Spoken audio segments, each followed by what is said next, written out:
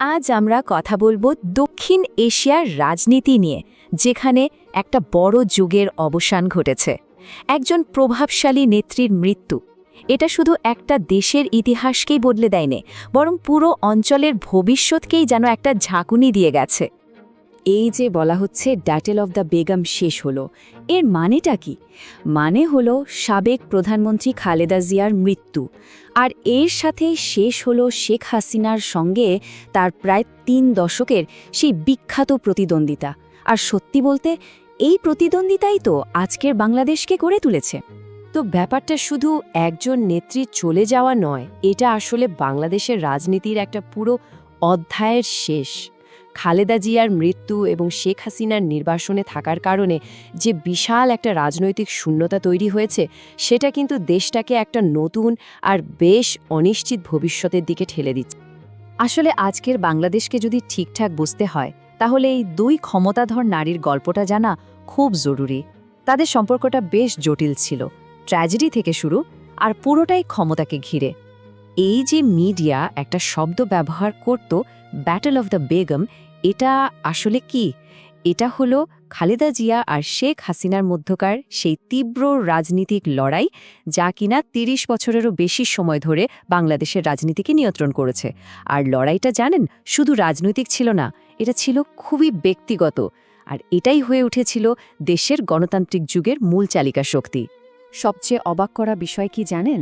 এই দুজনের পথ চলা কিন্তু শুরু হয়েছিল একই শত্রুর বিরুদ্ধে। ভাবুন একবার, যারা একসময়ে সামরিক স্বৈরা শাসনের বিরুদ্ধে একসঙ্গে লড়েছিলেন, তারাই পরে হয়ে গেলেন রাজনীতির ইতিহাসের অন্যতম কট্টর প্রতিপক্ষ। কি অদ্ভুত, তাই না? তাহলে চলুন একটু পেছনে ফিরে দেখি। খালেদা জিয়ার উত্থানের গল্পটা কিন্তু বেশ নাটকীয়। একটা মর্মান্তিক ঘটনা তাকে ফার্স্ট লেডির শান্ত জীবন থেকে এক লাফে দেশের রাজনীতির একেবারে শীর্ষে নিয়ে আসে। এই যে দেখুন, 1991 থেকে 2008 পর্যন্ত সময়টা, একবার খালেদা জিয়া প্রধানমন্ত্রী হচ্ছেন, তো পরেরবার শেখ হাসিনা। এই যে ক্ষমতার হাত বদল, এটাই তাদের প্রতিদ্বন্দ্বিতাকে আরও তীব্র করে তোলে, আর তৈরি হয় একটা রাজনৈতিক প্রতিশোধের চক্র, যা চলতেই থাকে। কিন্তু ক্ষমতা ধরে রাখা তো সহজ কথা নয়, এর সাথে আসে অনেক চ্যালেঞ্জ। আর খালেদা জিয়া দ্বিতীয় মেয়াদটা এমন সব অভিযোগে ঘিরেছিল, যা শেষ পর্যন্ত তার রাজনৈতিক পতনের কারণ হয়ে দাঁড়ায়। ব্যাপারটা কতটা গুরুত্বপূর্ণ ছিল তা এই তথ্যটা থেকেই বোঝা যায়। তার ২০০১ থেকে ২০০৬ সালের শাসনামলে আন্তর্জাতিক সংস্থাগুলো টানা কয়েক বছর বাংলাদেশকে বিশ্বের সবচেয়ে দুর্নীতিগ্রস্ত দেশ হিসেবে চিহ্নিত করেছিল।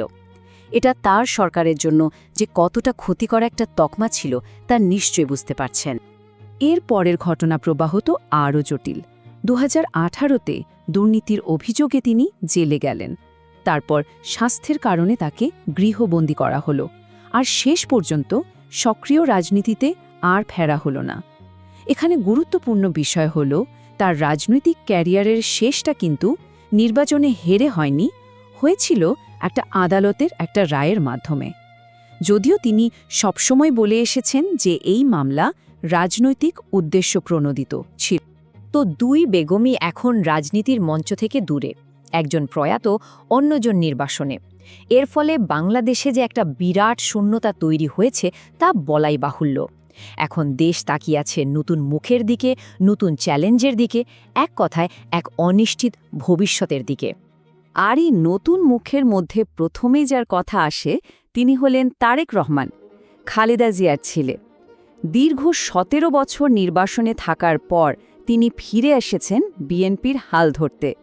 তার এই ফেরাটা কিন্তু শুধু দলের জন্য নয়, পুরো দেশের রাজনীতির জন্যই একটা টার্নিং পয়েন্ট হতে পারে। এখনকার রাজনৈতিক চিত্রটা একবার দেখুন। খালেদা জিয়া নেই, শেখ হাসিনা নির্বাসনে, তার দল আওয়ামী লীগ নিষিদ্ধ। এই অবস্থায় বিএনপিকেই মনে হচ্ছে আগামী নির্বাচনের সবচেয়ে সুবিধাজনক অবস্থানে থাকা দল। আর পরবর্তী নির্বাচনও খুব বেশি দূরে নয়, ২০২৬ সালের ফেব্রুয়ারিতে। মানে মাত্র কয়েক বছরের মধ্যে পুরো রাজনৈতিক দৃশ্যপটটাই আমূল বদলে গেছে। এই যে এত বড় একটা পরিবর্তন দেশের ভেতরে ঘটছে, এর প্রভাব কিন্তু শুধু দেশের মধ্যে সীমাবদ্ধ থাকবে না, এর একটা বড় ভূরাজনৈতিক দিকও আছে। আর এক্ষেত্রে সবচেয়ে গুরুত্বপূর্ণ হল বাংলাদেশের প্রতিবেশী দেশ ভারতের ভূমিকা। ভারতের জন্য ব্যাপারটা বেশ জটিল। ঐতিহাসিকভাবে বিএনপির সাথে ভারতের সম্পর্ক খুব একটা ভালো ছিল না, বরং পাকিস্তানের সাথে তাদের ঘনিষ্ঠতা বেশি ছিল। আবার বর্তমান অন্তর্বর্তীকালীন সরকার নিয়েও দিল্লির কিছু উদ্বেগ রয়েছে। এখন প্রশ্ন হল, বিএনপির নতুন নেতৃত্ব কি করবে? তারা কি পুরনো নীতিতেই চলবে, নাকি অর্থনৈতিক স্থিতিশীলতার কথা ভেবে ভারতের সাথে একটা নতুন বাস্তবসম্মত সম্পর্ক গড়তে চাইবে? এই সিদ্ধান্তের উপরেই কিন্তু আগামী দিনের আঞ্চলিক স্থিতিশীলতা অনেকাংশে নির্ভর করছে। সব মিলিয়ে আমরা একটা চূড়ান্ত প্রশ্নের মুখোমুখি এসে দাঁড়িয়েছি। বাংলাদেশের রাজনীতিকে যারা দশকের পর দশক ধরে শাসন করেছেন, সেই প্রধান চরিত্রদের অনুপস্থিতিতে দেশটা কি পারবে একটা নতুন পথ খুঁজে নিতে? বাংলাদেশের আত্মার জন্য ভবিষ্যতে ঠিক কী অপেক্ষা করছে?